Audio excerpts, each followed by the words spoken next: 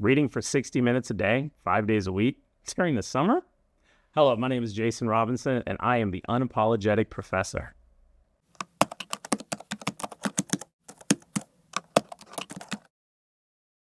When I scroll through social media these days, I see all of these shining faces wearing their caps and gowns, filled with excitement because summer's here. They're done with high school and, infinity awaits. They're looking towards the future, and for many of them, that future includes a college career. Now, for many, this summer is going to be the best summer, and the absolute last thing on their mind is going to be reading, especially not reading for an hour a day. Just hear me out, though. I'm clearly no expert on running sprints, but what I can tell you is that a clean exit from the block is one of the most important parts of the race. College is really no different.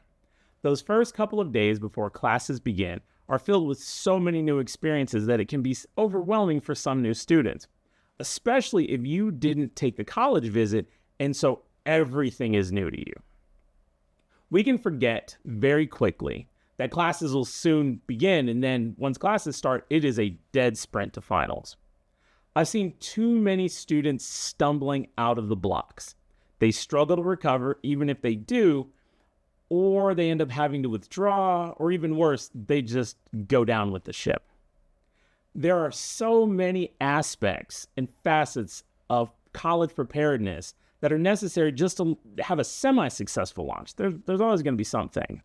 One of the most important things that can prepare you for this is being ready for the amount and difficulty of reading that is coming at you from day one. Unfortunately, high school curricula are more and more focused on preparation for state testing, and it's become painfully obvious that more and more students are arriving at colleges ill-prepared for the reading that is going to be required for virtually any class.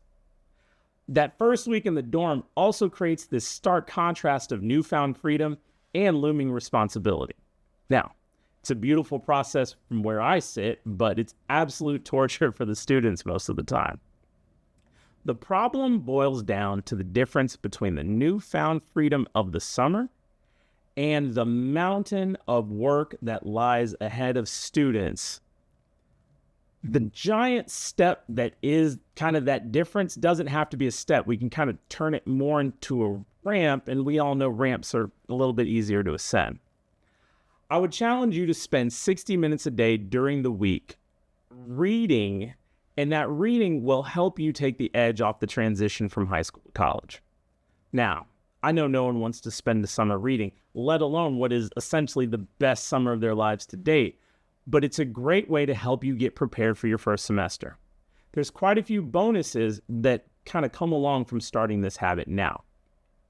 First of all, by the end of your first week of classes, you're already going to have at least 5 hours of book work to do outside of the classroom. Now, if you've already prepared yourself for this, those 2+ months in the summer are going to pay off because that transition to that first, second, and third week of class is much more fluid, as this now reading behavior is something that you've already turned into a habit. Secondly, the idea of finding a space where you can effectively read and concentrate is something that you'll already be comfortable with. I see a lot of new students struggling to find a place where they can read and study effectively. Now, many come to me already not really knowing how to study at all, but that's a topic for a whole other video.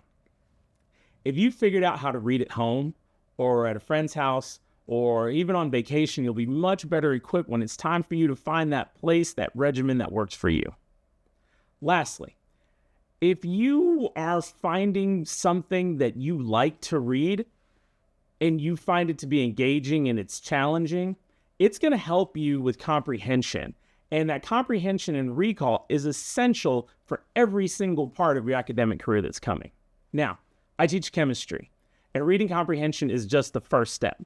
You have to integrate what you just read into a bigger picture, which already requires you mastering other concepts earlier in the book. If it sounds like a lot, it is.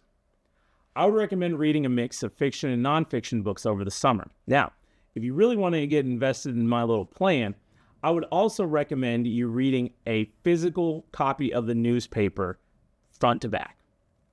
This mix is going to help you get ready for the mix of materials that you're going to encounter during the semester. I wouldn't just read one thing at a time either.